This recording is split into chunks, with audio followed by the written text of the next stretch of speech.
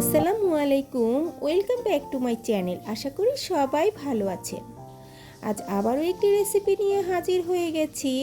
আজ তৈরি করে দেখাবো মুচমুচে দোসার রেসিপি। মাত্র 2 থেকে 3টি উপকরণ দিয়ে কিভাবে রেস্টুরেন্টের মতো মুচমুচে করে দোসা তৈরি করা যায় সেটি আজকে আপনাদের সাথে শেয়ার করব। ভিডিওটি না টেনে প্রথম থেকে শেষ পর্যন্ত দেখে যান, আশা করি ভালো লাগবে। আর ভালো লাগলে চ্যানেলটি সাবস্ক্রাইব করে দেবেন। চলুন তাহলে আর কথা না বাড়িয়ে ভিডিওটির পুরো অংশ দেখে নিই।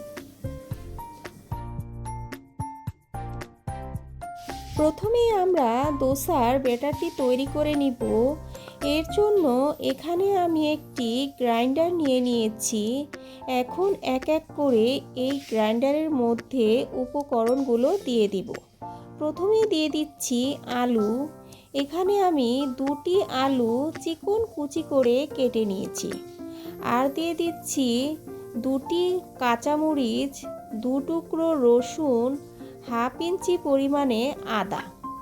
আরও দিয়ে দিচ্ছি হাফ কাপ সুজি, হাফ কাপ বেসন, 3 টেবিল চামচ টক দই, দিয়ে দিব 1.5 কাপ পরিমাণে পানি। এখন সবগুলো উপকরণ ব্লেন্ড করে নিতে হবে। ব্লেন্ড করা আমার হয়ে গেছে। এখন এটি একটি বাটির মধ্যে ঢেলে নিব এবং বাকি সব উপকরণগুলো দিয়ে দিব। দিয়ে দিচ্ছি গুঁড়া মশলা, হলুদ গুঁড়া, মরিচ গুঁড়া, ধনিয়ার গুঁড়া, জিরার গুঁড়া, স্বাদ মতো লবণ। মশলাগুলো সামান্য পরিমাণে দিতে হবে।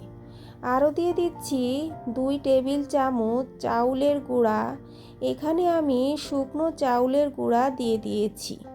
আর দিয়ে দিব 1 টেবিল চামচ চিনি। চিনিটা দিলে দোসার কালারটা সুন্দর হবে এবং স্বাদটাও ব্যালেন্স করবে। এখন ভালোভাবে নাড়াচাড়া করে মিশিয়ে নিতে হবে। একটু সময় ধরে নাড়াচাড়া করে যেতে হবে যাতে করে সবগুলো উপকরণ ভালোভাবে মিশে যায়। মেশানো আমার হয়ে গেছে। এখন এটি এক সাইডে রেখে দিব প্রায় 10 থেকে 15 মিনিটের জন্য। এরপর ভেজে নিতে হবে। দোসা ভাজার জন্য চুলায় একটি ফ্রাই প্যান বসিয়ে দিয়েছি। ফ্রাই প্যানের গায়ে সামান্য একটু তেল ভরিয়ে নিতে হবে। এরপর সামান্য একটু পানি ছিটিয়ে দিয়ে আবারও একটি টিস্যুর সাহায্যে মুছে নিতে হবে। এভাবে ফ্রাই প্যানটা মুছে নিলে দোসাগুলো খুব সুন্দর মুচমুচে হবে। এখন অল্প অল্প করে ব্যাটারটি দিয়ে একটি চামচের সাহায্যে গোল করে ছড়িয়ে দিতে হবে। একটু পাতলা করে ছড়িয়ে দেওয়ার চেষ্টা করবেন, তাহলে মুচমুচে হবে। দোসার উপরের পাটটা যখন এরকম অবস্থায় চলে আসবে, সে পর্যায়ে সামান্য একটু তেল বা ঘি ব্রাশ করে দিতে হবে।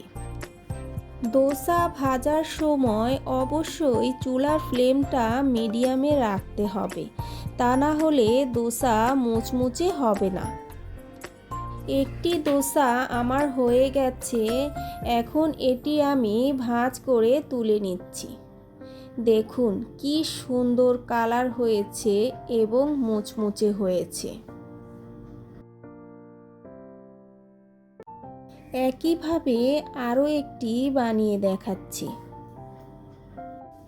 এই দোসাগুলো খেতে যে কি মজা, বাসায় ট্রাই না করলে বুঝতেই পারবেন না।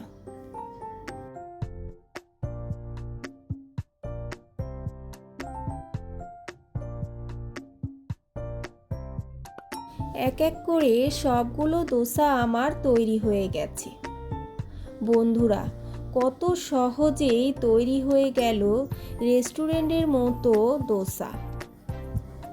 বাসায় একবার হলেও ট্রাই করবেন আর কেমন হয়েছে আমাকে কমেন্ট করে জানাবেন। রেসিপিটি যদি কারো কাছে সামান্যতম ভালো লেগে থাকে তাহলে ভিডিওতে একটি লাইক দিয়ে যাবেন, সাথে কমেন্ট আর বেশি বেশি শেয়ার করে দিবেন। আল্লাহ হাফেজ।